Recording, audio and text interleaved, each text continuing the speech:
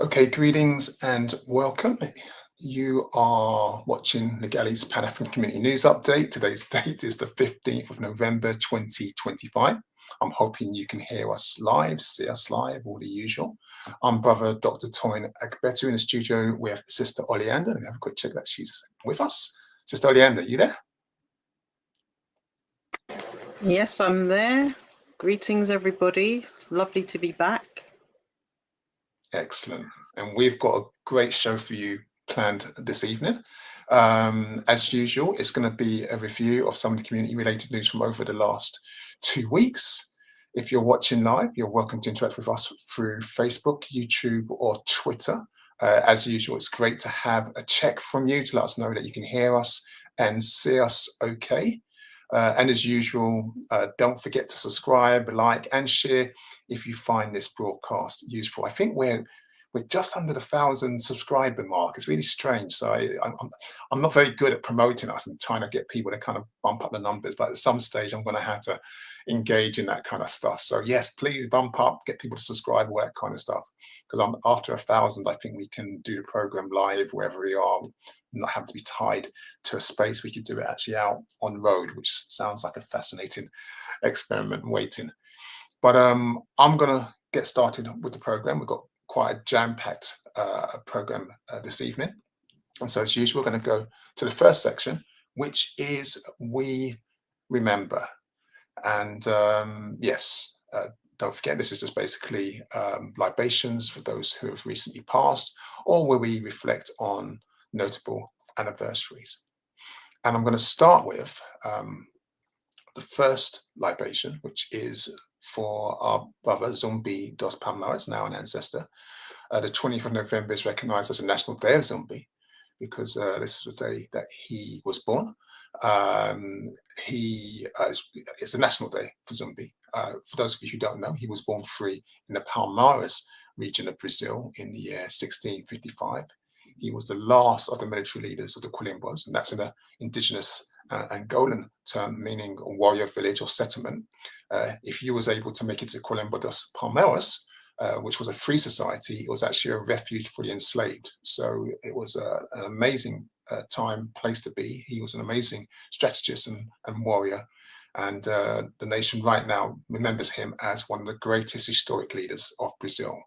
So we remember. The next notable libation is for our ancestor Chinua Achebe, who was born on the 16th of November 1930. He was baptized Albert Chinua Mugu Achebe. Now, his novel, Things Fall Apart, which was published in 1958, it was his debut novel, lent heavily on the oral traditions of the Igbo people, and it made him a world-renowned author, thinker, and critic of colonialism. Now, Achebe, as well as being a masterful scholar, his works were very political, but he strongly believed that he could do most good not by joining political parties, but through reading, teaching, writing about politics, especially in its guise as a way to organize societies. There's a phrase that he often said is that every people must tell their own story. So if you have an opportunity to watch one of the many videos, he's done quite a few interviews, have a quick check out. His works are amazing. It's not just Things Fall Apart. He's got an amazing book. I think it's called Beware Soul Brother of Poems that he wrote. I've got a copy of that. And so we remember. The next libation is to an awesome warrior sister. Her name is ancestor now, Sojourner Truth. She was an African-American abolitionist. She was also an advocate for women's rights. She's best known for her speech talking about, they call it intersectionality now, but it was about racial inequalities and how it affects African women. Her speech was called Ain't I Woman? I think Bell Hooks wrote a book using a version of that title. She delivered that in 1851, and it transformed the way people thought about racialization, thought about intersectionality. And even though I think it's Kimberly Crenshaw who kind of became known as the academic behind the ideas of intersectionality, it was really Sojourner Truth who initiated this. Now, she was born and into the system of enslavement, so she was born free and enslaved immediately, but she escaped with her infant daughter to freedom in 1826. And she devoted her entire life to fighting back to what they called the abolitionist cause, but basically to freeing African people. She helped to recruit African people for the Union Army, and she was completely devoted to the liberation of African people. So, yeah, I don't even more to say. She was a legend, and we remember. Deserves a national holiday, to be honest with you. The next libation, and this just to remind you that this is your program, this is a dedication that's came to us, and this is to the passing of Roy Peddy, who is referred to as Uncle Roy Peddy in the dedication that we received. He joined the ancestors on the 13th of November, and he's been described as the loveliest uncle any child could wish for. And so it's just a reminder to you as well, that if there are libations of people that are close to you, that you want to share the program, just drop us an email and we'll include them as well. Every one of our family is important. The next libation is one that hopefully you will all know his face, his name, Kwame Ture. He joined the ancestors yesterday, or the 15th of November, 1998, I should be precise. He was at the age of 57 when he joined the ancestors after battling prostate cancer. Very much responsible in many ways for my indoctrination, along with Muhammad Ali and Malcolm X. Kwame Ture has a big influence on my own development. He was born Stokely Carmichael in 1967, and he became the honorary Prime Minister of the Black Panther Party, which was a move really to forge unity between the Panthers and the SNCC, which is a student, I keep forgetting what the acronym stands for. It was non-committee, it's gone. But the SNCC, they were a revolutionary student body that fought for liberation. That's really embarrassing, liberation of African Americans. But he claimed or reclaimed his African name, Kwame Ture, after his own role model, Sekou Touré and Nkrumah, and he came to embody the revolutionary African personality. I mean, he was passionately committed to overturning the systems of imperialism, not just in America, but also across the world. So he challenged neocolonialism, capitalism, and Zionism, and anything that continued to subjugate African people across the world.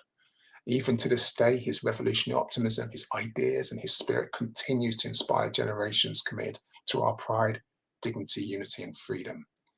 Kwame Ture, again, we remember. And the last libation for this section is just remember the UK Remembrance Day that just took place. We've been talking about the politics behind the organising of it, but what's also to remember is just like the other European nations that were involved in world wars, Britain drew on many people from Africa, from the Caribbean, and they contributed to the struggle. And so there was a Remembrance Day where our contribution was remembered. We had to remember that our people played significant roles in campaigns in Togo, Cameroon, Tanzania, and across the European theatre. I don't like to call it the World Wars because they're basically European civil wars. But again, we remember their sacrifice. Remember what they did. Remember their service, their contribution to the British and Royal Air Force, the Royal Navy, and other branches. So I'm going to leave that there, and we're probably going to come back to this topic when you hear a little bit more about politics. Okay, so you are watching the Galleys Pan-African Community News Update. Just a reminder, if you're watching live, you're welcome to interact with us through Facebook, YouTube, or Twitter. I'm in the studio with Sister Oleander, so if you have any comments, anything you want to share with us, please remember to do so, just so we know that we can hear you clearly, or that you can see us clearly, I should say. Yeah, well, I'm going to continue moving on with the next section, which is UK news. And this basically looks at domestic issues affecting our community across the UK.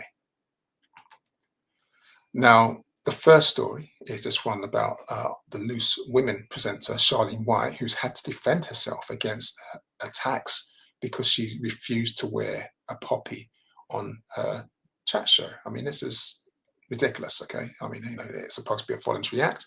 She decided not to wear it. She has the right to do so. She's supported the cause, the charity behind it in the past.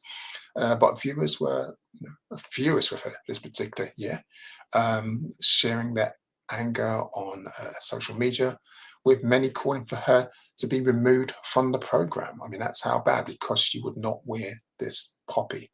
Now, it's important just to also highlight that our sister Charlene, her father served in the RAF. And she's also written in an Instagram post that she supports the charity. She's donated to its work. She believes in its work, and she wears a poppy off screen. But she just decided she didn't want to do it this year. And I totally get that if you think about the rise of the far right and white supremacy across the country. Many people don't want to be associated with this plastic patriotism that's going on. You may not agree with me, she says. I generally don't expect everyone to, but disagreement does not legitimize the abuse. And it's true. She says it's not what her father, her uncle, her close friends, and the millions of others serve for. And I think the point she's making there is very, very important. Those people who are trying to harass her and using toxic language, racist language, trying to get her fired for not wearing the poppy, don't understand what the poppy actually is supposed to stand for. I include the picture of the white poppy underneath on the screen, because the white poppy is also one that is a reminder of the mission of peace. That, if we're talking about remembrance, we also remember that we don't want humanity to be engaged in endless wars of imperialism. And so the fight for peace is also an important call for remembrance. That's not, she wasn't wearing that poppy. I think it was the Green Party's leader, Zach, who was making this point, but it's just something for us to remember. The next story I'm going to talk about is this one. I'll talk about plastic patriotism.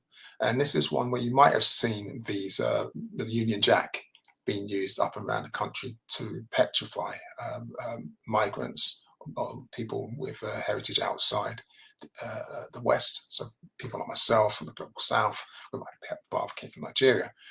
And one council, Medway Council, has fought back, and it said, look, anyone who erects a flag illegally is going to have that taken down, because they see the national flag as being hijacked and used as a sign of division and intolerance. And it's nice to know that that's their actual words.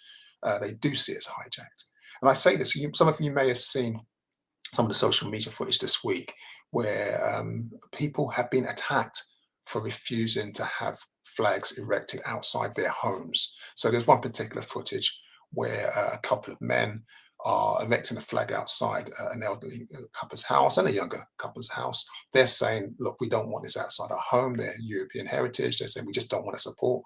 And they're filming them and abusing them, and saying that they can call the police and they're gonna, it's theft if they take it down, and assaulting them. And so what's happening is that some of the councils across the UK are now pushing back and saying, no, you're not doing that in our name. You're just a thug. So Councillor Finks Mabel of Medway Council has said, look, it's sad that in our communities, the national flag, which should be a matter of national pride, has now become a sign of division and intolerance, which has no place in Medway. You continue that since the flags have appeared, I and many of my council colleagues have received emails from local residents writing about their disappointment that our streets and our national flag have been hijacked, with many of them expressing that they no longer feel safe in their local area. And I get it, right? So this is actually a positive piece of politics. You wish this would happen on a national level, but at least this is what's happening with this particular council. And the next story is one of two men. I think we talked about this, but we haven't followed up on it. And this is two men who have now been arrested following a fire at a building that was housing people seeking international protection at Drogheda, County Louth. Now, 5 people were ultimately rescued from the top floor of the building, according to the Irish broadcaster RTE, and a number were taken to hospital for medical assessment.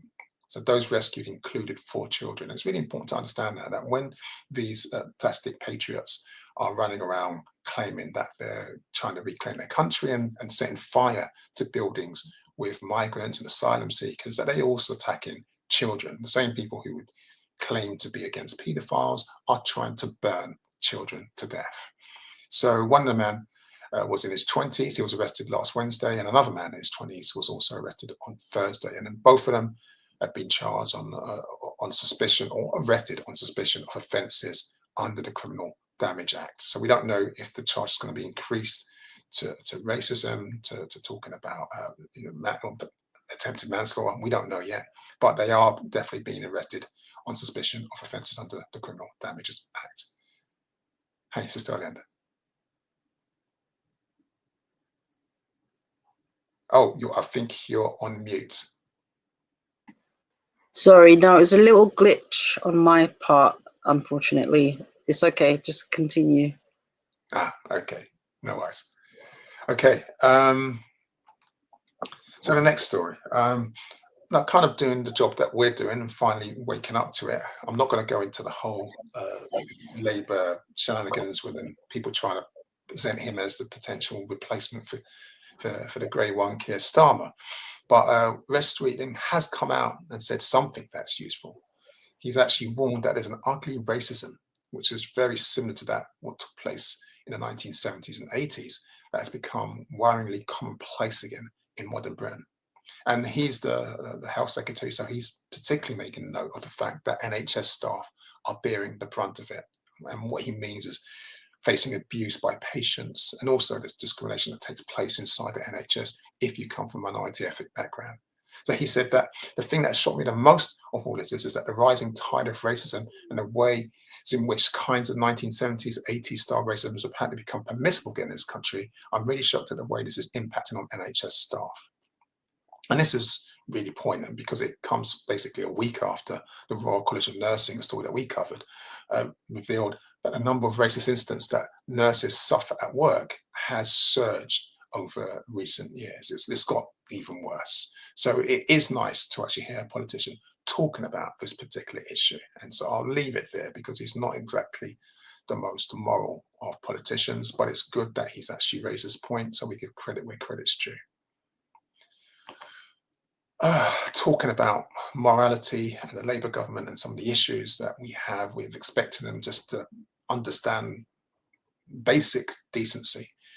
We have the situation now where we have a couple who are appealing to the Home Office to expedite a visa decision to grant permission for their 8-year-old daughter, our little princess, Latiana, who's actually in Jamaica and in a destitute area with her grandmother. Her parents wanted to come home, right? It was a disaster what took place, as we know, in Jamaica. But they're apparently dragging their feet. So just to give you some background, her mother's Jamaican, Kieran Bigby. She came to the UK to join her British father, Jerome Hardy, in 2023. They married earlier this year. They've been saving up to pay for the visa application fee of more than, and this is what irritates me, £4,000. That's how much it will cost them for the visa so that their daughter can join them in the UK. Now, they applied for the settlement visa for her in June, and they're still waiting for a Home Office decision. I don't know what's taking so long. I don't know why they're dragging their feet. I don't even know why this country wants £4,000 for parents who just want to be reunited with their daughter, who's now left stranded after the damage that hit the space where she was living in Jamaica, the town she was living in Jamaica. But either way, we do have some support from the MP, Dawn Butler, who's urging the Home Office to really just make a decision on this visa, to speed this up. They've also got a lawyer helping them out with this. But these are the sort of things that should not be happening in the UK, but they are, unfortunately. Another update is, I don't want to speak too much about this. We've covered this in previous programs. You might be happy to know that the ex-BBC Radio 1 and former Capital Extra DJ Tim Westwood has appeared in court at last for his first hearing since being charged with 4 counts of rape last month. Now, he's also been charged with 9 counts of indecent assault and 2 accounts of sexual assault. 3 of the accounts of indecent assault are alleged to have taken place in BBC studios in the 1990s. And just as a reminder, the charges relate to 7 women, some as young as 17 years of age. The allegations span from 1983 to 2016. So we don't have any more information on that, but he is now in court, and hopefully the drip drip news will find out if those people who've been alleged to have been assaulted get justice. Yeah, I just wanted to say that with all of these things, all of these stories that we hear coming out, people knew about this before. This isn't a surprise for many, many people, and it's really upsetting to know that the people, the victims of his crimes and many other so-called celebrity personalities just continue to get away with it for decades before anyone has the guts or the, feels safe enough to be able to come forward and say, actually, this is what happened to me. It's terrible. Yeah, it is, and it takes quite a long time, really, before the shine kind of comes off their celebrity status, and people start to believe the victims, because for a long time the victims are treated like gold diggers, as if there's something wrong with them. But this is another issue. I don't want to kind of like talk about this particular clown. We saw the same thing with P. Diddy, Puff Daddy or Puff Daddy, I don't know what you call him now. In America, it took ages before he came to trial. Same thing like R. Kelly, but they do finally, not all of them, but finally there's a chance that some of them get justice. I'm going to move on. The next story is one that we've been talking about for a while, and unfortunately it's more statistics to depress you. Yes, babies born to African mothers in England and Wales, and those from the most deprived areas in the UK, are significantly more likely to die while in neonatal units. This is according to figures by a study led by academics in the University of Liverpool. This is quite tragic, because this is now, we're talking about maternity deaths. We're talking about, even if babies born placed in a neonatal unit, that their risk of them not making it is also still high. This is a non-continuing issue. This particular study uses data on more than 700,000 babies admitted to an NHS neonatal unit between 2012 and 2022. And what they found out was that babies born to African mothers had the highest mortality rates for the majority of years in the study, with an 81% higher risk of dying before discharge compared with babies born to European mothers.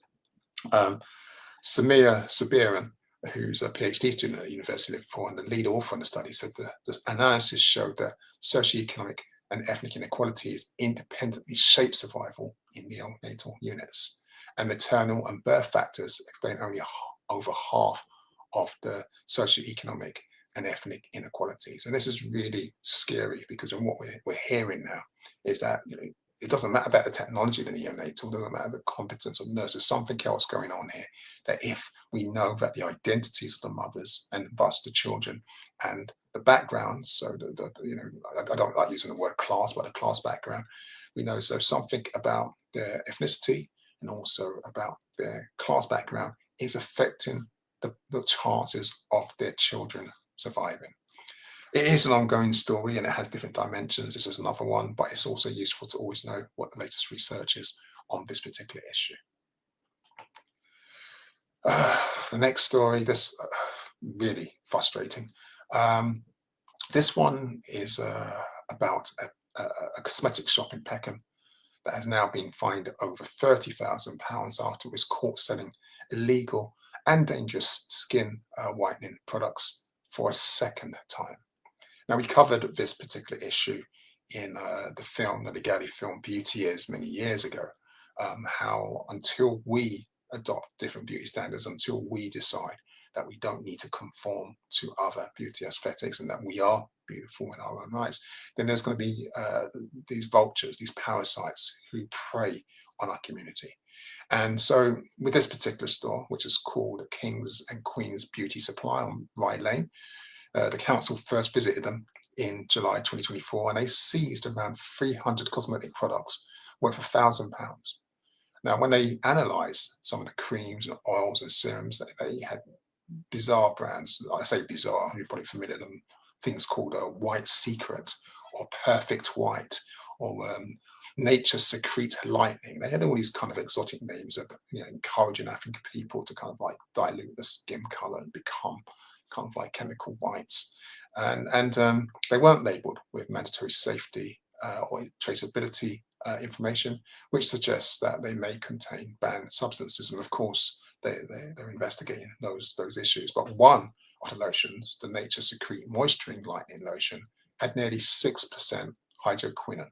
And Legali has spoken about this with what he talked about these kind of shops, because hydroquinone is carcinogenic, and having 6% hydroquinone is 3 times above the legal limit, and that's even before the EU-wide ban in 2001. You've got to remember, now that we're out of Brexit, there's a lot of things that the UK tries to go independently, so it can actually just kind of harm us and profit out of us. But the ban across the EU is something that UK shops are supposed to kind of adhere to as well. So it has been banned as skin lighteners since 2001 due to links to irreversible skin damage and organ toxicity. So, I mean, again, they're fined over £3,000 or £30,000. Like I said, in the past, the reason why we made the film Beauty is because what was happening is they would get fined, and who would pay that fine for them? Well, it would be our community. So they would get fined, we would just shop back inside there, and they would again start selling us toxic materials that is killing us. And I spoke about this with our babies. What also is said to be a link is also some of those chemicals that go into the bloodstreams could also get into the fetus. We don't know, but what I do know is that this store, which is called Kings and Queens Beauty Supply, was a renamed shop, which was the one that was boycotted in 2023. Do you remember when we covered this story in 2023, when there was an owner of a beauty store that was filmed strangling an African woman? He had his hands around her throat. This is that store. And so they renamed themselves Kings and Queens Beauty Supplies. And this is playing on our own insecurities, our own desires to be, kind of like kings and queens and regal. We made them rich, and they're poisoning us, and they're being fined. And unless we break that cycle, they're going to do it again and again and again. They'll probably call themselves Afro-Ubian something, or let's be mindful. But that's the story. Just wanted to make the point there. It's a tragic story. There's not much I can say about this. This is the image of Benjamin Obinim. He's a 23-year-old who unfortunately stabbed his mother to death during a violent rampage in which he also attacked his sister and father. Now, he had this delusional belief that the 2 women were witches who were plotting to sacrifice him. He's based in Manchester, so he's in court at the moment. But what essentially happened in August last year, he forced himself into Bernice's room, which is his sister's bedroom, at the family home. He attacked her with a knife before the violence spilled onto the streets. The mother tried to intervene. She died at the scene. The dad, Joshua, suffered significant internal injuries and remains in hospital. Bernice, who was 18, his sister, was left with serious injuries to her face and body. The mother, who passed away, was 43. He's since been diagnosed with paranoid schizophrenia, and he's said to believe that something was implanted into his body. He still believes this. His family have indicated they forgive him, but this is a tragedy that we're hearing about now in Crown Court. In many ways, this is a part that we remember. This is part of the challenges that we deal with when mental health is stigmatized.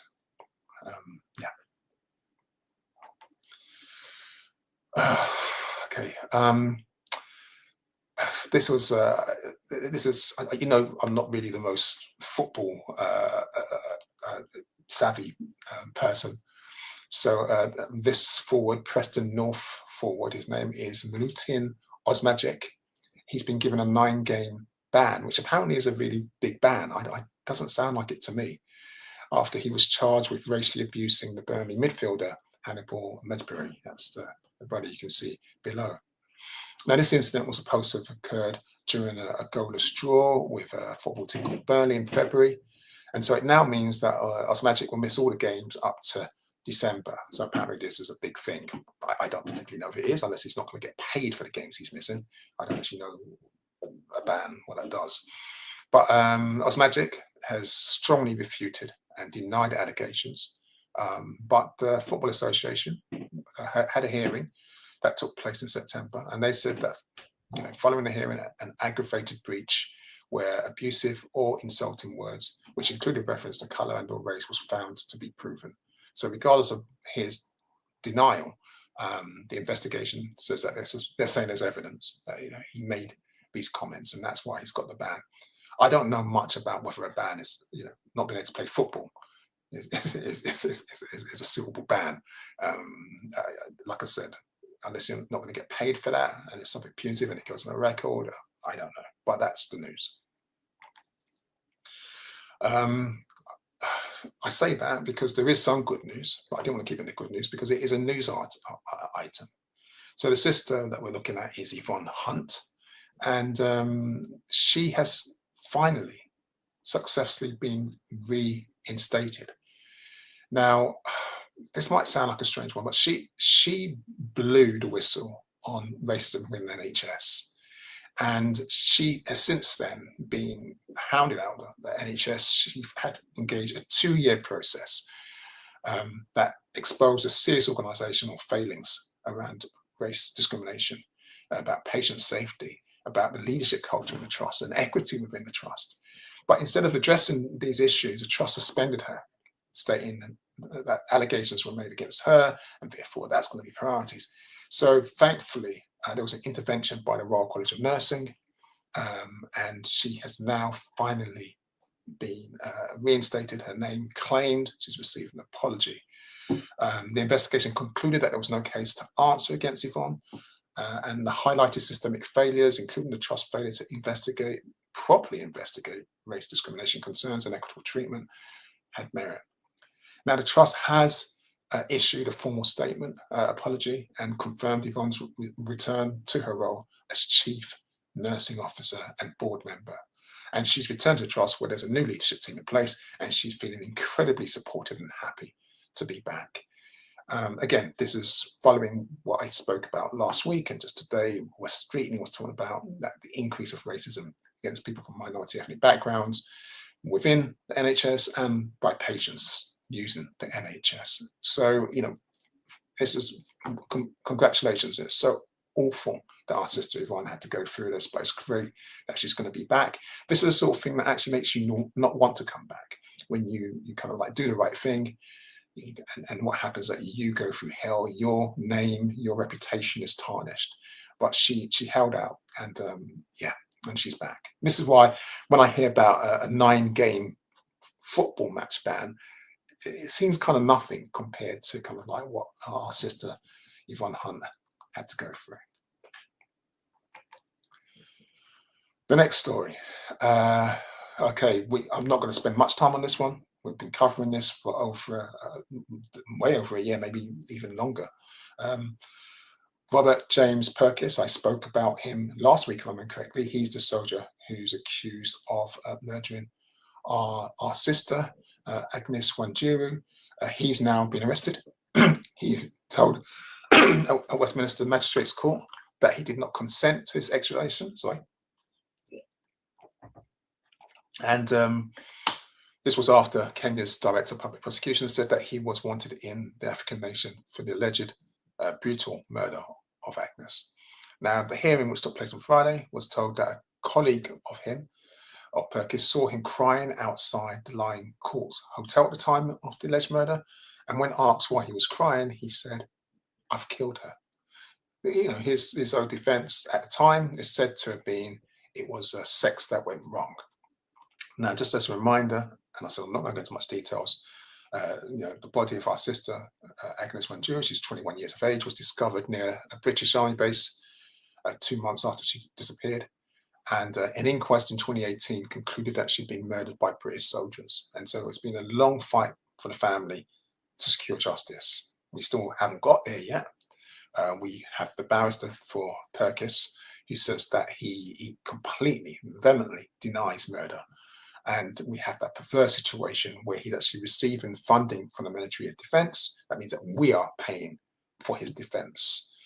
But at least he'll be extradited. At least there'll be a court case. So if we have a positive outcome from this particular trial. And the last story for this section is it's a strange one, actually.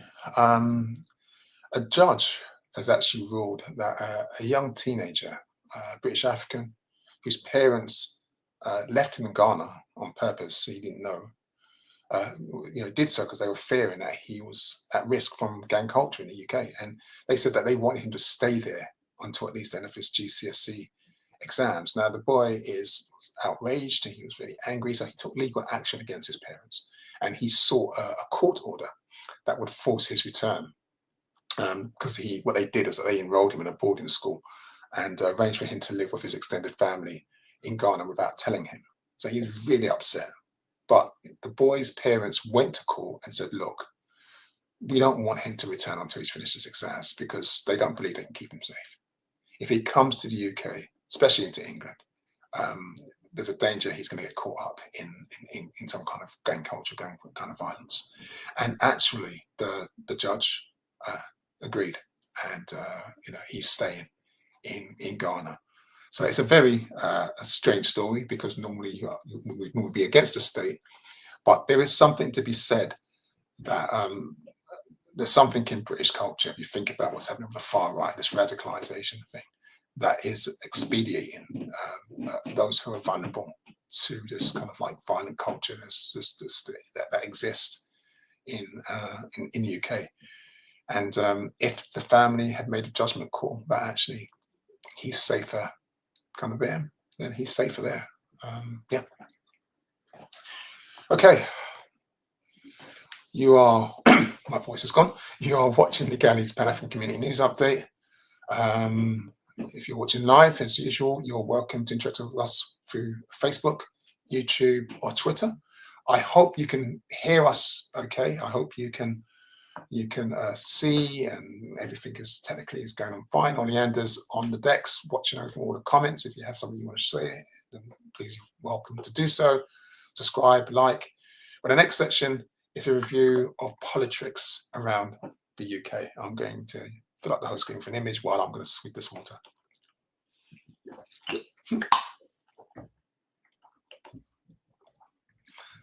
Okay. So I'm going to start with this story that is published in the Telegraph for UK Remembrance Day. And this is an article that was written by the Tory leader, Kemi Badenoch. I don't really like to read anything or cite anything that's come from the Telegraph, and certainly not from a Tory leader. But I just thought it's something for us to remember, because in this article, Kemi Badenoch is actually asking and saying that the spirit of D-Day must not be forgotten and must be used to inspire the young. She also writes in this story, why would young people want to fight for their country, referring to the UK, when they are told that where they come from is wicked and that their inheritance is racist? Now, these kind of comments is that usual kind of whitewashing of imperialism, of colonialism, of slavery, and and it's disappointing that it's coming from Kemi Badenoch. But it's important to remember that this is the new phase of politics, where we have actors in high places who come from minority ethnic backgrounds from the global south, who are parroting and promoting white supremacist narratives and projecting this power across the world. So Kemi Badenoch continues to write that this is the country that spent a fortune to end slavery in the world, and our history is something to be proud of. I'm not even going to unpack the ridiculousness of that state. She does, however, state that the Victoria Cross has been bestowed on heroes from Australia, Canada, Fiji, Grenada, India, Jamaica, Kenya, Nepal, New Zealand, South Africa, Sri Lanka. And she also includes, quite deliberately, the word Rhodesia. Again, I'm not going to unpack this, but she knows what she's doing. These are, in one way, saying that there's a faint recognition of people from the global south who Britain was involved in colonizing, and also recognizing the white supremacist name for Zimbabwe and refusing to honour the fight of our African freedom fighters against imperialism. But one thing I do want to say, and if you look at the image, you'll see, I'll kind of blow it up again. If you look at the image underneath it, there's what we call the Black Poppy. I think Selina Carty was one who founded this organisation, because there were about 2 million servicemen and women from Africa and the Caribbean who contributed to the British war effort across both European civil wars. And that includes what they call World War I as well. And so when you hear these kind of stories about, a few civilians, she talks about 2.5 million Indians in this article. She doesn't make any reference to anyone from the Caribbean, for example. We have to remember that she's talking about we must combat historical amnesia, but she's also responsible for perpetuating it. Politics. Moving on to politics, it's not just the Tories who are engaged in this kind of revisionist, racist kind of approach. We also have the Bristol City Councillor, Fabian Breckles, who made a comment under a post of a photograph of an individual from a minority ethnic background who was being accused of stealing gas canisters. Accused, so we don't even know if he did it. And he wrote, "This idiot needs locking up, and if he's not British, then he needs deporting afterwards." It's a really interesting statement. And when I say interesting, I mean racist, because of course he's not talking about if he's French or if he's Australian. He's not talking about if he's got European heritage of any nature. He's talking about anyone who is visibly from a minority ethnic community. Now, to his credit, he deleted the post almost immediately once he was caught out with this racist nonsense, and he issued a statement that read, "I unreservedly apologise for my comment and deeply regret making it." Now, the Labour Party in Bristol suspended him, but they conducted an interview or an investigation with the National Labour Party. And after they did that, he was reinstated. I kid you not. And a spokesman for Bristol Labour said that following the conclusion of the investigation of British City Council and the National Labour Party, there was no further action to be taken. So let's be clear, as a councillor, he makes a racist statement. He apologises and deletes it, which is the right thing to do. He's suspended. The council does an investigation. The National Labour Party does an investigation. No further action, reinstated. Now, the sister you see in the image below, Councillor Lorraine Francis, I think she's from the Green Party, if I remember correctly. It's a neighbouring area, not from the same, in Bristol, but not from exactly the same site as he is. She says it's now totally clear what kind of party the Labour Party is. She says it's a party that is parroting the racist rhetoric of reform while abandoning the progressive and inclusive values their party was based on. I think the phrase that young people have is "no lies detected" there. So he's back. He makes these comments. He's back.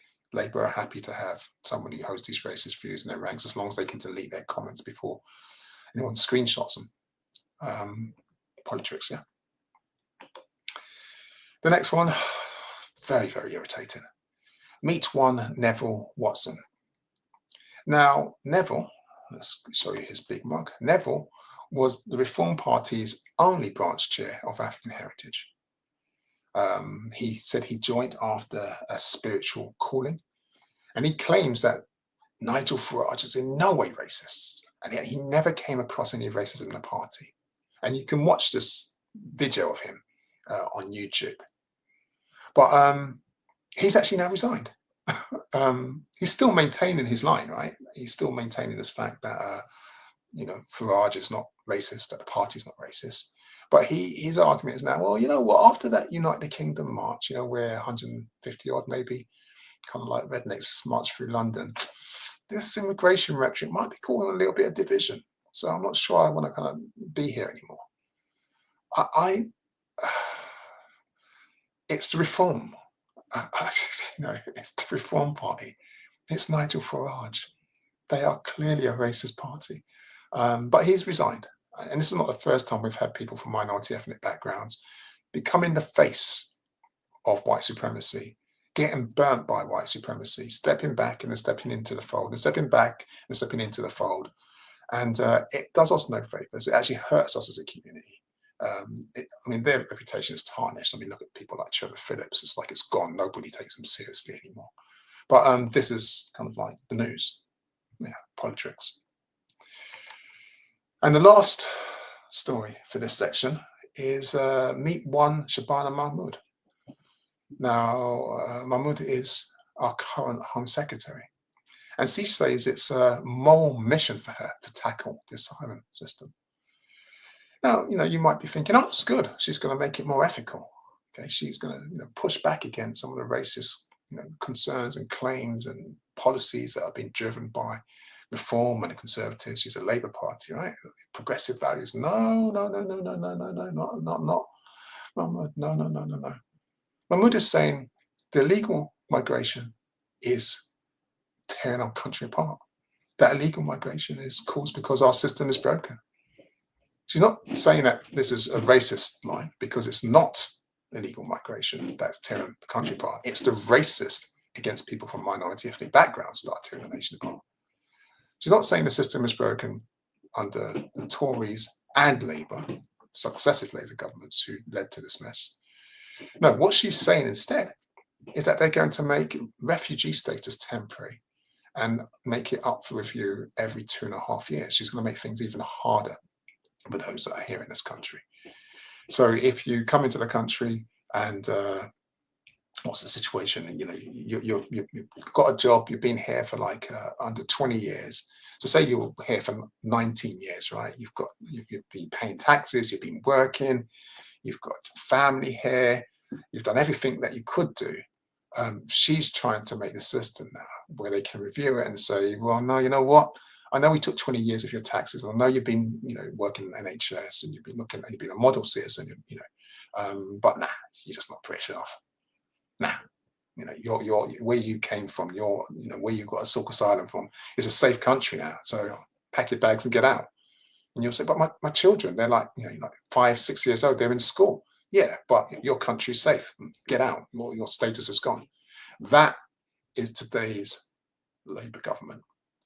No different from the Home Secretaries from the Tories. So if you think about Priti Patel, if you think about, what's that, the one, Cruella Braverman. I said Cruella, it's probably right the first time. No different. This is possibly coming in the next couple of weeks. So we're going to keep our eye on that one. And like I said, just notice this whole thing, this kind of like, white supremacy in a face that looks like it's coming from a minority ethnic source, but it's white supremacy. Don't be fooled by it. Okay, that's the last one for that section. You are watching the Gaddi's Pan-African Community News Update. As usual, if you're watching live, you're welcome to interact with us. You can do it through Facebook, YouTube, or Twitter. Please don't forget to subscribe, like, share if you find the broadcast useful. And the next section is a review of policing around the UK.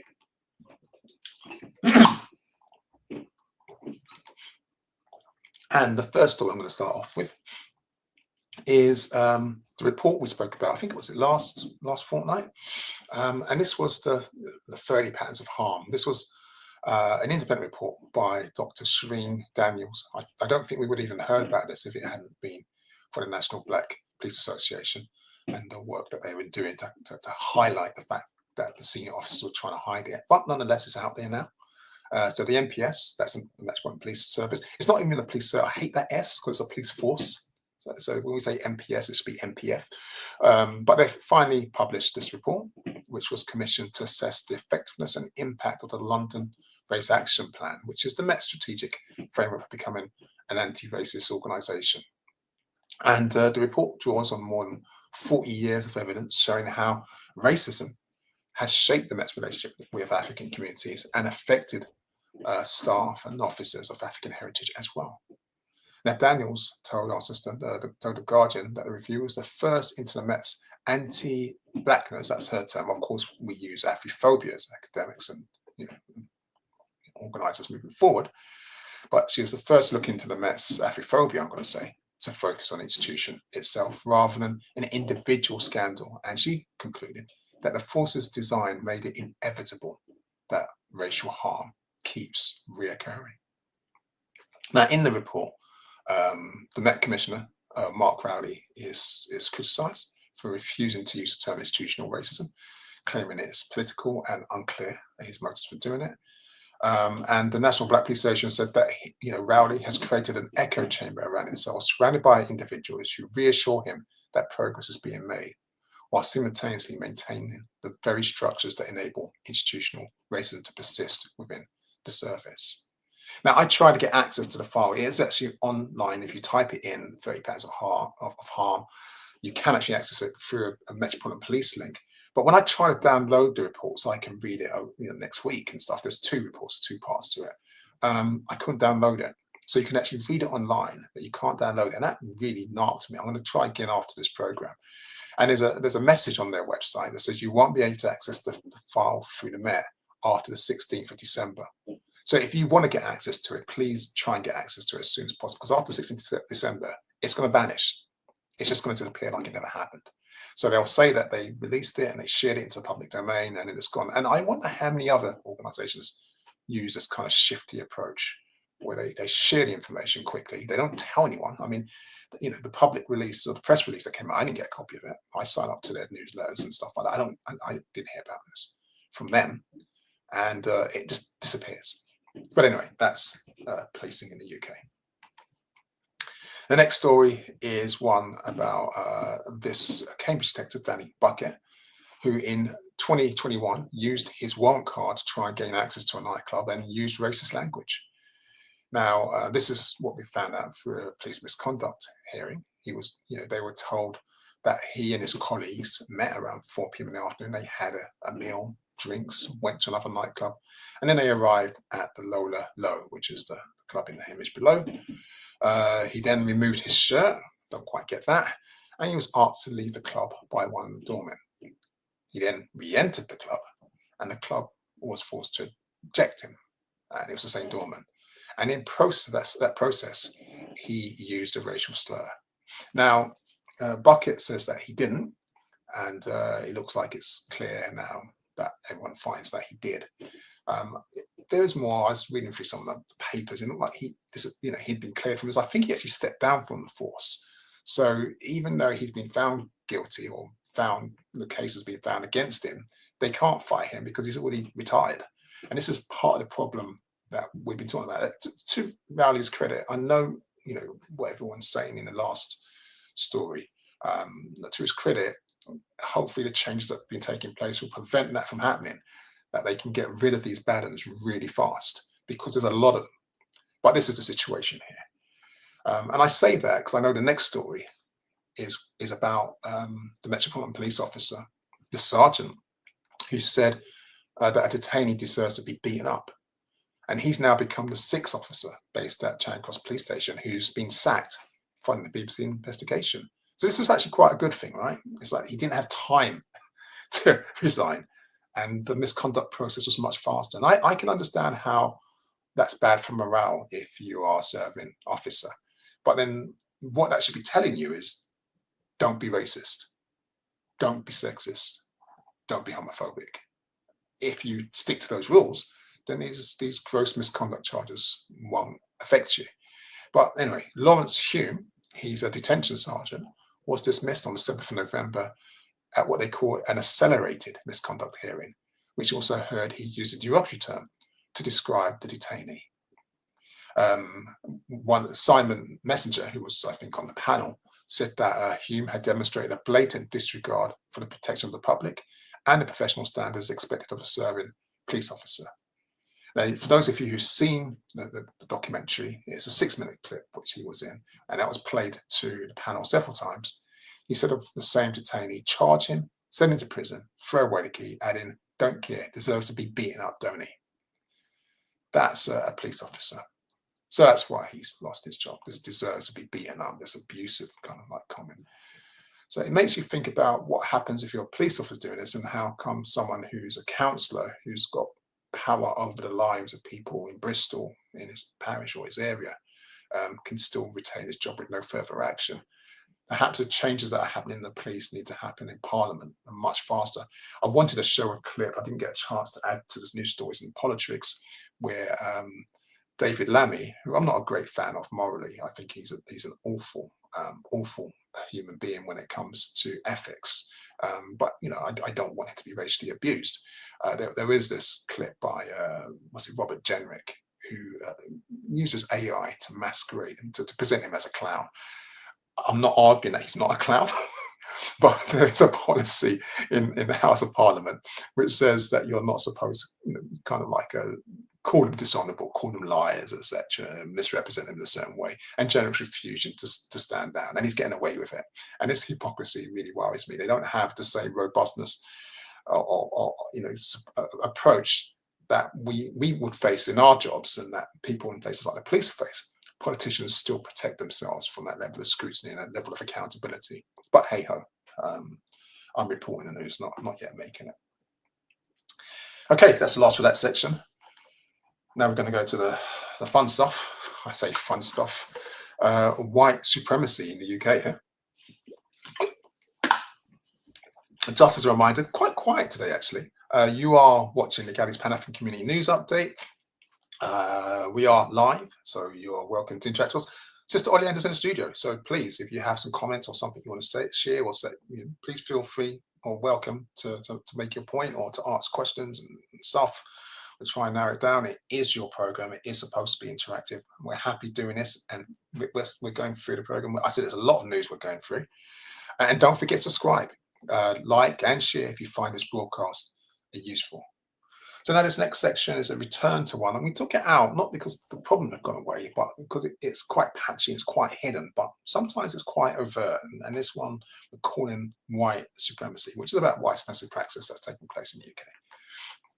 And so the next story is about a Conservative councillor and the party's former chair in Cornwall, and she's been accused of old-fashioned racism after suggesting that Britain cannot sustain the volume of young, she says, black males flooding the country and jeopardizing safety.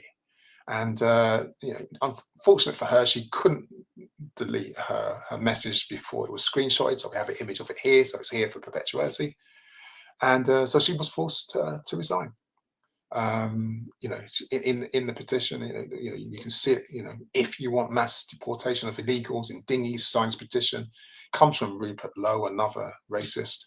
But he's an independent candidate now, MP. He was kicked out of Reform. Can you imagine being too racist for Reform? It's boggles belief. Anyway, asked why people's skin colour mattered. This councillor, Pauline Giles, stood by her comments and said, because they're black, aren't they? That's why it matters. I mean, they're coming over in boats, and I've seen the boats. And I'm not making a big thing of this. I'm not prejudiced because I have friends of many colours. I mean, that's exactly what she said. I wish I was making it up, but no. 2025 councillor, right? Anyway, good thing is that the Conservative Party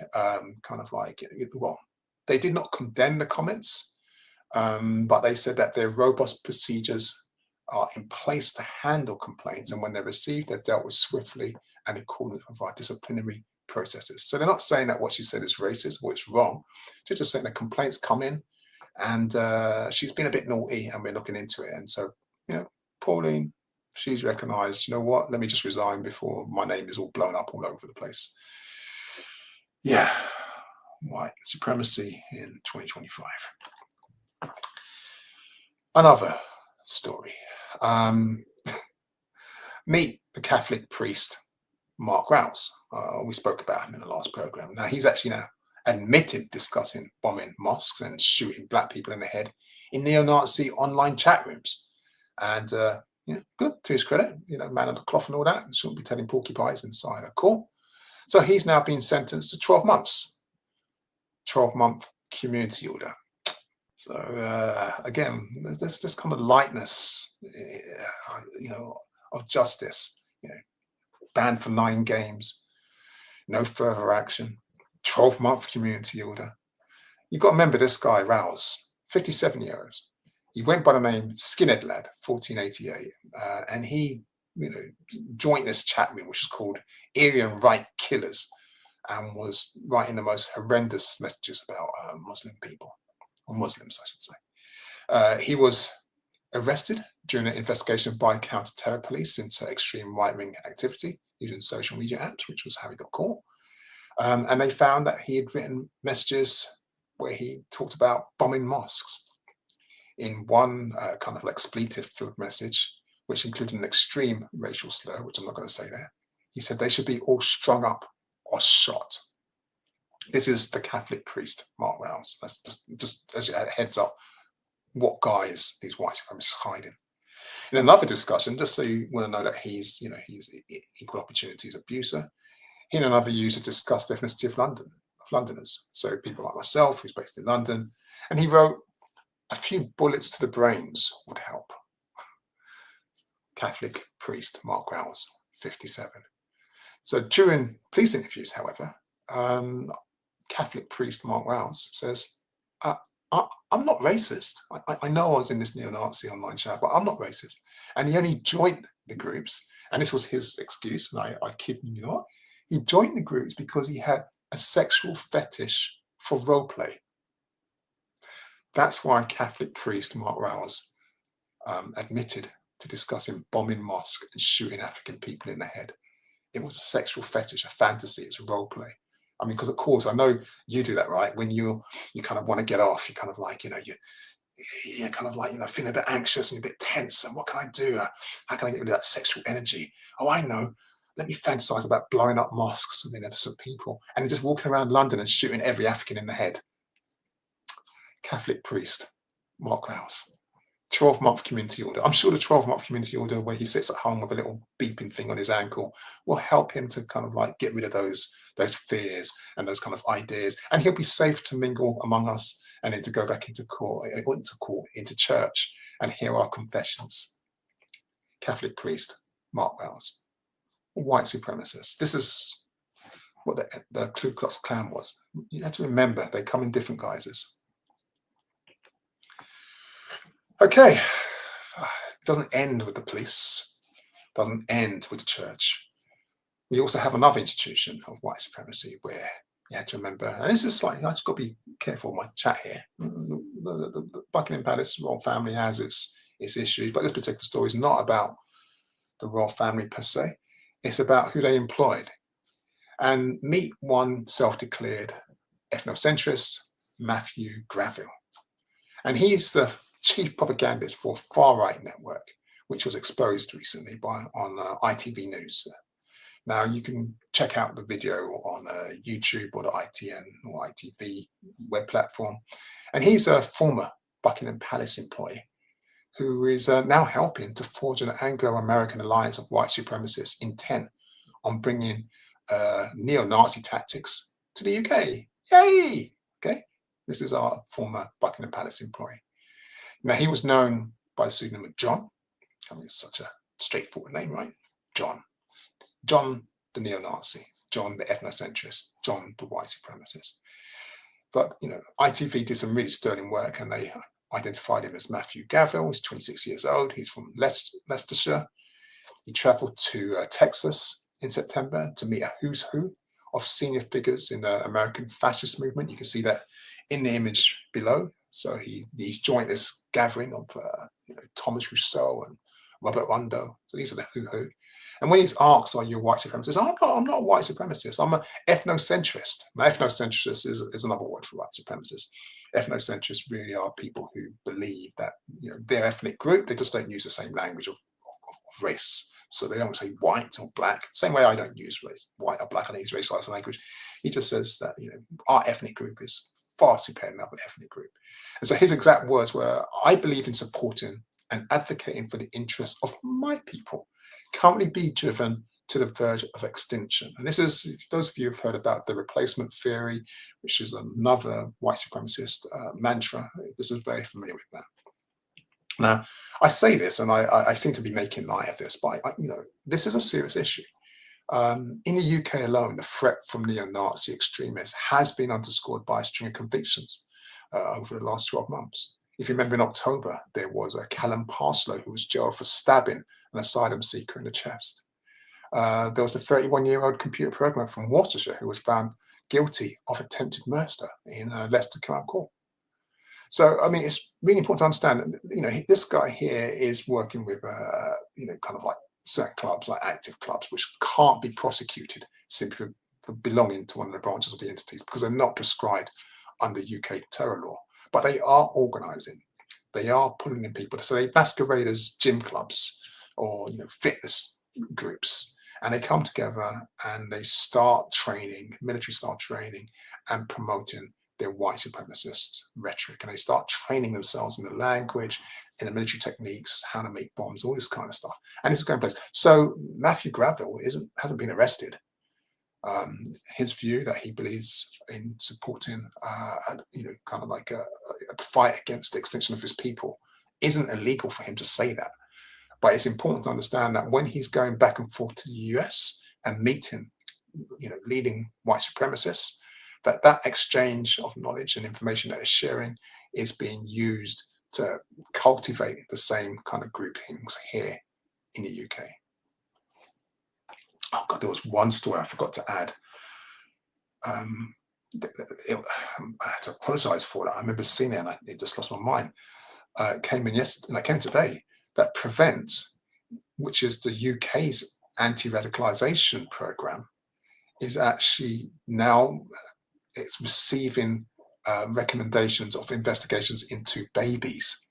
So people like Graville get off. They avoid this. He was only found out by ITV's investigation.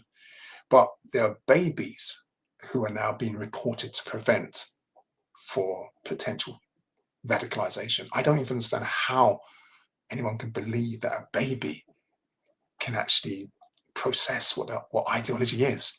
But that's what's taking place in the UK in 2025. And the final story for this particular section is Laura Ann Jones. Laura.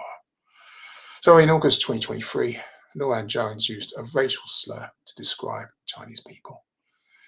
And she represents South Wales East in Cardiff Bay. She was a member of the Conservative Party, or the Conservative member of the Senate at the time. I think they call it the Senate, it's a slightly different name. She used the term, no chinky spies for me, in a WhatsApp group where she and the complainant were both members. And now she potentially faces suspension. Will she be suspended? Who knows? Maybe not. But again, Labour, Reform, Conservative, all of them are at it. All of them involved in racism, whether it's the church, whether it's people who work for monarchy. White supremacy is on the rise. And as much as I don't want this section in this programme, I think we're going to have to keep an eye on it. Okay, that's the last one for this section. You are watching Legali's Pan-African Community News Update. I was about to say Jan Sapo, that's what we used to call it. If you're watching live, you're welcome to interact with us through Facebook, YouTube, or Twitter. Please don't forget to subscribe, like, and share if you find this broadcast useful. This next section looks at some of the world news that we've received over the past 2 weeks. There's no way we can cover everything, so we're just going to do a few stories. I'm going to start with a couple that you might not have heard of, and this is, I don't know how to explain this one. How do we explain this? Well, I'll start by telling you that at least 6 people have died during a crowd crush at a military recruitment event in a stadium in Ghana. And you'll be thinking, okay, we hear these kind of things happen. Well, that's the point. We don't actually hear these things happen. Wednesday's tragic crush appeared to be caused by an unexpected surge of applicants who breached the security protocol and actually just rushed the gates. 22 other people were injured, 5 who remain in critical condition.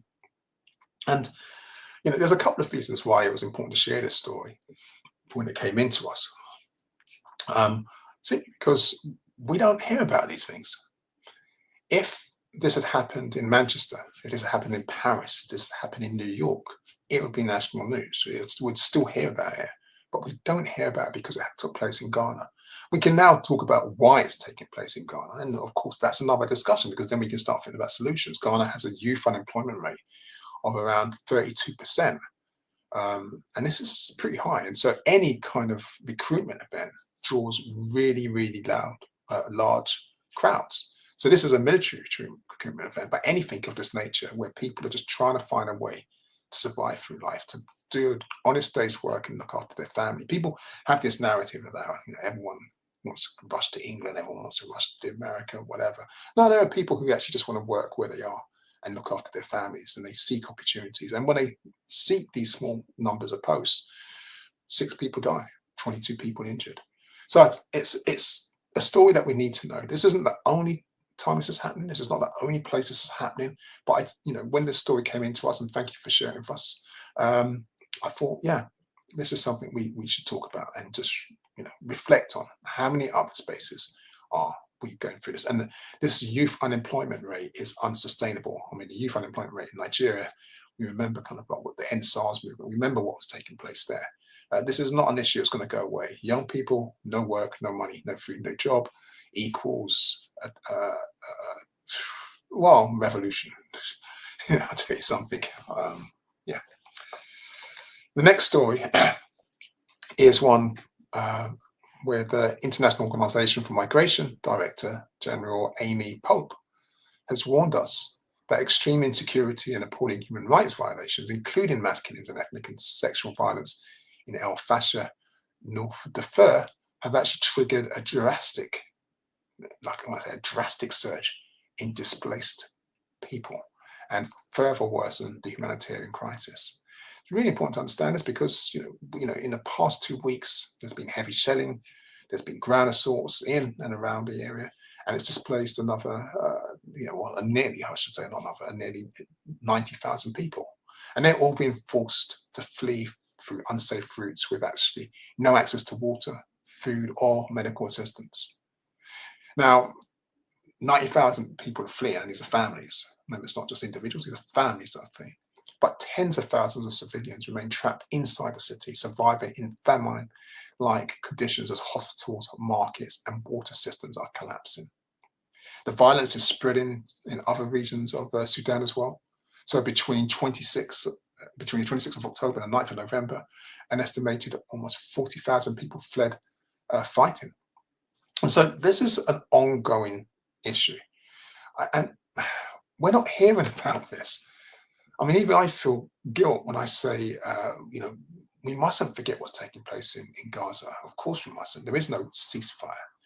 But we mustn't also forget what's taking place in the Congo, what's taking place in Sudan, in this particular issue. But we're completely unaware of what's taking place. I saw, I don't have the details, unfortunately, there's another protest that's been organized before the end of this year to come out highlight the issue in Sudan. I doubt it will get the media coverage it deserves. I doubt it will make the pressure that's needed to prevent the Saudi governments from financing these conflicts. But it's important that organizations like the International Organization for Migration raise these kind of issues so we are aware of what's taking place. It's not enough. I think a lot of us feel impotent when we hear these kind of stories and sometimes don't want to know about it. The same is true with the next story, but it's a slightly different position because this is about a massive landslide that has struck a mining site in Kawama in the Democratic Republic of Congo. And so we hear about the conflict, we hear about the war, but we're also forgetting that people are losing their lives simply trying to make money for their families to survive. So at least in this particular case, which has happened recently, 100 people have been killed. But this is a recurring problem. I thought, let me find out what's going on. So I did a Google about kind of like mining problems in Congo. And you type in DRC Congo mining, and you find this list of constant landslides where people are getting trapped and dying. There was one in June of this year, which saw an estimated 300 people killed. And this has just got worse ever since gold was found in the area. And people are desperate to find money, so they're going to these mines and to these narrow holes, which have the infrastructure is so weak, and they're losing their lives. So it's not just the conflict that we think about, that we should focus on when we talk about kind of like militias going through, kind of like the kind of like a jihadist kind of issues and all these other types of problems. It's also just a day-to-day life living. I talked about young people looking for a job, losing their lives. Now people trying to do honest day's work, just mining, losing their lives for gold, not gold that they're going to wear, gold that they can sell so they can eat. Okay. Oh, I think I put this one in the wrong place. Okay. Oh, perfect. The timing, you saved me. No, I just wanted to show a comment. Chazelle one says, "I've never heard the news about Darfur's. It's so sad."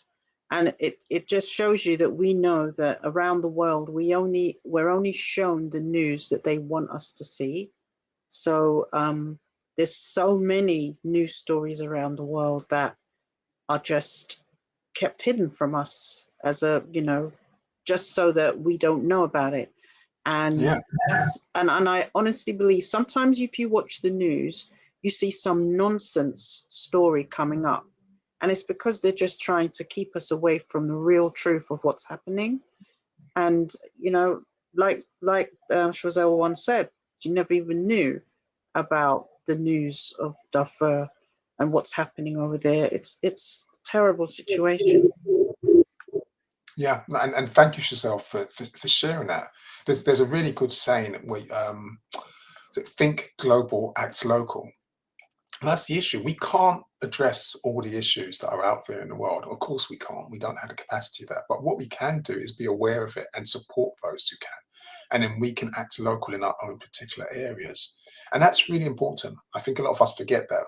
There is a truth in that we would get overwhelmed if we knew about all the particular issues, which is why different community groups focus on particular issues and we support them. That's actually good. Sometimes it might need a few bodies at a protest. Sometimes it might need some donations to an organization, like some cash. Sometimes it's just raising awareness through social media. Sometimes it's writing letters to MPs and putting pressure on them. But if we don't know it, and that's the problem, we don't know what's going on, then we don't deal with it. And if there's one thing that was good about, I didn't watch. Has the red nose thing happened? I don't know if it has happened, but one of the things that I remember coming out of those in the early days was a twinning program where UK cities would twin themselves with a city in the global south. And so what would happen is that you would hear about the concerns and the plights and the opportunities to help from your twin city. And I don't know if that initiative is still going, but that was sometimes very quite helpful. But thank you for sharing. So this particular story should really go into the politics section. So apologies for that one.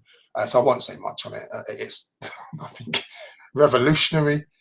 This is Meet One Mel Stride. He is the Shadow Chancellor. He's obviously a Conservative, and he's pledged to force all the city watchdogs to focus on financial issues when making new rules if they ever win the next general election. So he's going to scrap all diversity targets. He'll scrap anything to do with equity, equality, diversity, or inclusivity. It's not news. This is what they do, but he's coming out and saying it. Good luck with all that. And then the final story for this section, which is about world news, is I've already spoke about football, and I was speaking about football in the UK, but the problem isn't just in the UK, because according to a new study of the 2024-2025 season, the teenage footballer Lamine Yamal, the picture you can see on the screen, well, he was targeted in 60% of all online racist attacks. Can you get that? 60% of all the online racist attacks in Spain, I should say, was where he was targeted. Now, El País, the Spanish Observatory on Racism and Xenophobia, published this as a new publication. They've highlighted the awful extent of the racist ritual directed at Spain's top players. We've seen this in the UK, but those numbers are quite horrific. And I said a teenager, just being clear about that. So I'm going to close that section with that horrific news, just to remind you that we've got a lot of work to go, and it's not just in the UK, it's spreading across Europe. The next section is one, hopefully, I'll try and bring some kind of smile to your face, being positive section, but you are watching the Gaelic Pan-African Community News Update. If you've got something you want to say, a comment you want to make, you're going to have to make it as soon as possible, because we are into the end game. This is the last section. If you're watching live, you can interact with us through Facebook, YouTube, or Twitter. You can make a comment. Don't forget to subscribe, like, and share if you find the broadcast useful. In this closing section, we're going to look at some of the positive news relating to our community over the past 2 weeks. And I want to start, we closed on an international section, so I'm going to continue on the international section. And in the image, you can see the principal of the University of West Indies, the Cave Hill campus, Professor Clive Landis, announcing that the UWI and the University of Ghana are now delivering a joint medical degree program designed to train doctors who will be accredited to practice in either country. And I think this is fantastic news. The principal has said that the 3+3 program allows students to complete 3 years of preclinical studies at Cave Hill, followed by 3 years of clinical training in Ghana. And graduates will earn a Bachelor of Science in Preclinical Science from UWI and an MBCHB from the University of Ghana. This is what we're supposed to be doing. We should have been doing this for like decades, if not centuries ago. Well, we were doing it centuries ago in different ways, but now, this is something we need to see. He also noted that the program addresses training needs in both systems, pointing out that Barbados has excess preclinical capacity, while Ghana has excess clinical capacity. So 2 Ghanaian students currently enrolled in the program will recognise during the event as the first cohort, and we hope that this program continues and grows from strength to strength, and in different sections and across different countries in the Pan-African world. The next story is that of a book written by our ancestor, activist Queen Mother Audley Moore. So the historian Ashley Farmer has spoken about her radical politics, and she's chronicled her life of activism, her civil rights work, the fact that she was what we call a Black nationalist, and how she adopted the name Queen Mother in the 1960s as a symbol of both her matriarchal presence in the community, organising spaces, as well as a connection to Mama Africa, which was key to her politics. Now, Queen Mother Moore visited the UK in 1982, meeting Pan-Africanists, advising them to create a monument that celebrated our history. And in many ways, our other ancestor, the great then Garrison, duly established what we now know as the Black Cultural Archives. So, here's a book. I haven't read the book yet, I've only found out about it, but if you need some inspiration, sounds like a good story. And the next slide, that's a little bit of a mash-up. I don't know what's going on there. I don't think I can fix that while we're here. I can see Brother Nia there, but I do know the story is about 2 African-led organisations who have launched a national movement to revitalise the supplementary education system in the UK. Now, the organisation, I'm sorry about the image there, that's a technical issue. But the organisation, one of them is called African Caribbean Exchange, and the other one's called Future Ed, are teaming up to recenter supplementary education in our community. They hope to spark a national conversation about the next generation of our students, and the importance of supplementary schools is specifically emphasised. And those of you who know Brother Nia, who's in the shot there, he was also working to build a digest, a directory catalogue for parents looking for supplementary school spaces and systems and organisations. Now, the launch took place. It was hosted by the historian and cultural theorist Kanye Kawasi. You can see him there. There were special remarks also made by Viv Armun, who's the founder of Future Ed and director of Aspire Education, as well as the IDPAD Centre in Hackney, which I work with him on. Speaking at the event, our brother Kanye Kawasi reflected on the invisibility of the Saturday Schools movement in public discourse. And that's a really good point, because he said he saw a video critiquing the exam results of our young boys of African Caribbean heritage. He said there was something like 70,000 views and 400 comments, and everyone was just blaming iPads and TikTok and the parents. And he was saying, but people will offer solutions. Only a few mentioned the value of Saturday schools. And this was a really good point, because in 1971, you might remember there was a book called How the West Indian Child is Made Educationally Subnormal in British School System. Bernard Cord, I think it was. It became clear that if we don't want to go back to that, we need to recreate and amplify the presence of these schools again. So, this project, put together by Future Ed and ACE, and ACE, just so those of you who don't know, was founded by the boxer Anthony Joshua, aims to champion positive narratives, create opportunities, and provide capital to empower and support the African Caribbean community in the UK. And they actually recognised, which I really love, and gave an award to our brother Nia, whose NABS, which was the National Association of Black Supplementary Schools, was established in 2007 and ran for almost 18 years. So sorry about the image, but hopefully, if you find out more about this or you're interested in Saturday schools, you can contact those organisations and find out a bit more about that. Another good news story. Our young brother Ezekiel Johnson is a firefighter. He's just started on the job, and he played a vital role in rescuing a family, including 3 children, in the first week. Now, they were trapped in a second floor flat in Norbury after an e-bike battery exploded on the ground floor. He heroically entered the building, helped put out the fire, and he's been praised and recognised for his courageous work. And I think sometimes we forget that, there are many of us who do jobs which no AI is able to do. I mean, I'm sure that someone out there is thinking, right, I'm going to build a drone with fire extinguishers attached to it, and we're going to, you need, sort of like to acknowledge the bravery of some of our people. And Ezekiel, well done. He says, when I arrived, the ladder had just been pitched by the Norbury's crew. I could see people at the second floor window with smoke pouring out, waving their arms. The officer in charge said, somebody needs to go up the ladder immediately, and I did not hesitate. And because of that, that family is still alive. So, yeah, well done. Okay, the next story. For those of you who have been with this program will know about Sister Space, the UK's only specialist domestic abuse for women of African and Caribbean heritage. Well, they've purchased a large building and the land it sits on, and they're now planning to open a groundbreaking refuge.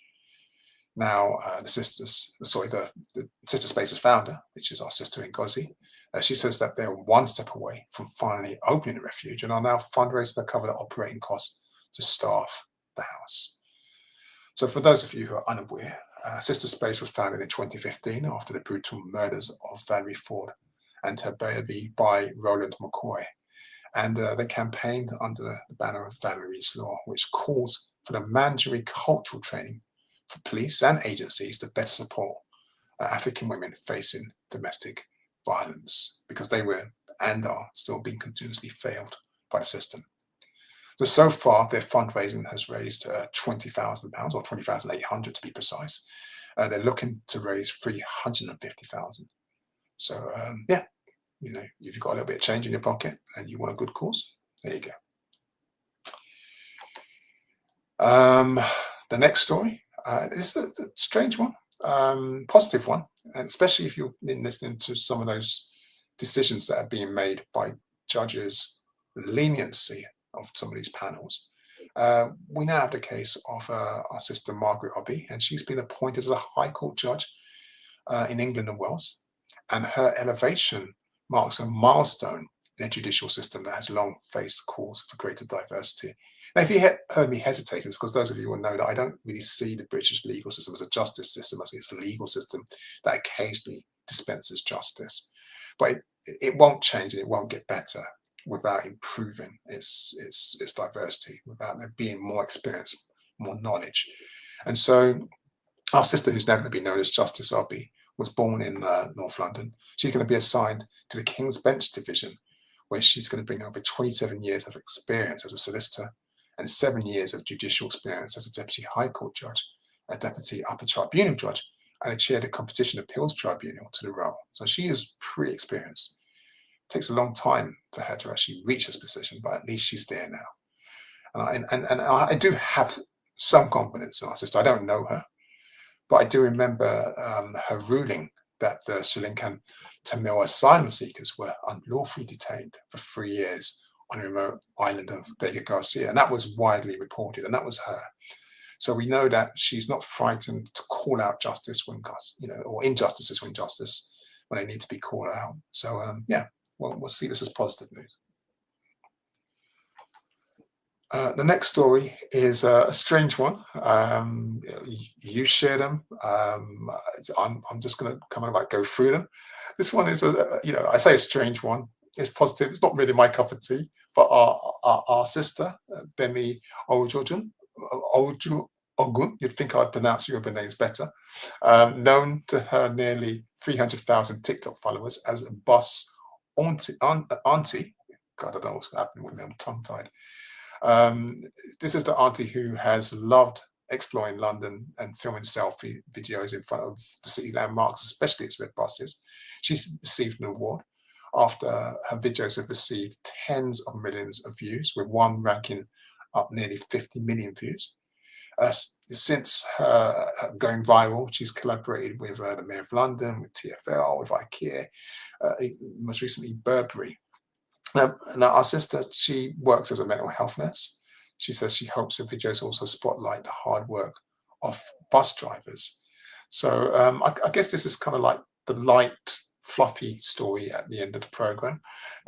We do have one more story to share, but yeah, I mean, I suppose it's positive news. The bad news is how I mangled, I will never live that down, to a Yoruba name in such a bad way, but me be anglicized in my pronunciation, I'm afraid. And the last story for this week is one of our sister Asmilla Aswat, who made history at Kempton when she became the first British African female jump jockey to ride in the UK. Now, the 20-year-old who grew up in Gloucestershire made her racecourse debut less than 4 years after joining the inaugural Rider Dream Academy program, which was launched to improve diversity and representation in racing following Khadija Mellar's Magnolia Cup victory in 2019. Now, none of that means anything to me, but all I do know is that I congratulate our sister. I don't know anything about horse racing and jockey jumping and all this kind of stuff. But, the fact that she is the first, the fact that she wanted to do it and she's done it, and we're seeing change in yet another sector of British life, is something that we can have a smile about. And that, my family, is it. We are done. I think we have done it under time. Yeah, that's quite impressive. Went through quite a lot of stories. Gosh, yes. I want to thank Sister Angie, Brother Colin, Sister Emma for their research and others who sent story to us. Sister Oleander, hopefully you're still with us in the studio. And I don't know, those of you who are watching live and tweeting and commenting and you're kind of doing your stuff back. Oh, Sister Oleander. Is there any final words from anyone? Cosmic Jedi says he hopes we got to see the film, but I said, unfortunately, no, we didn't. So I've messaged him back just basically saying we didn't get the chance, but we will do hopefully soon. And Schwazel One has made lots of congratulations to the various people, heroes and sheroes that you put in the positive stories. So thank you. Yeah, unfortunately, last week was a pretty traumatic week. I was very unwell. It was a dental problem. 2 days ago, I wouldn't have been able to do this. But for those of you who want to know the gory details, yes, I had a root canal. And it was, but before then, it was an extremely painful time.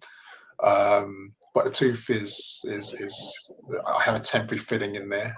If you know what dental pain is like, it's not fun.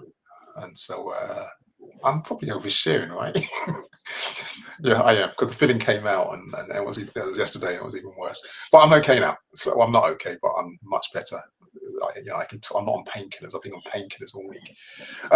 But yes, we're going to wrap up. Sister Oleander, who's had to part with my suffering for the last 7 days, or actually much longer than that. It took in years.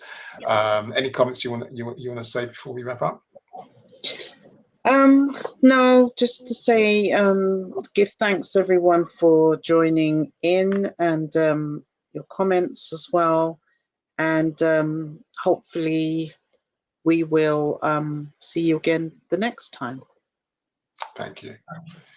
And I want to close really with a quote from Kwame Ture, and something he wrote in the African Revolution Today article, which was inside the Pambazuki publication. I don't have a copy of it, but I've got a copy of Pambazuka News Special Edition. I don't have a copy of that, but I have a copy of the quote.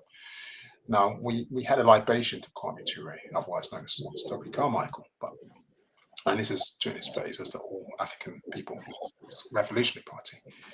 And I read this, and it just touched my heart. And he wrote, "The more you love the people, the more you work for the people. The more you work for the people, the more you want to know the people. The more you study and know the people, the more you love the people. And the more you love the people, the harder you work for the people." And that kind of sums up pretty much my life, my philosophy. When I say that Kwame Ture still inspires many of us to this very day, I wasn't exaggerating. So please remember, our next broadcast is Sunday, 30th of November at 6 p.m.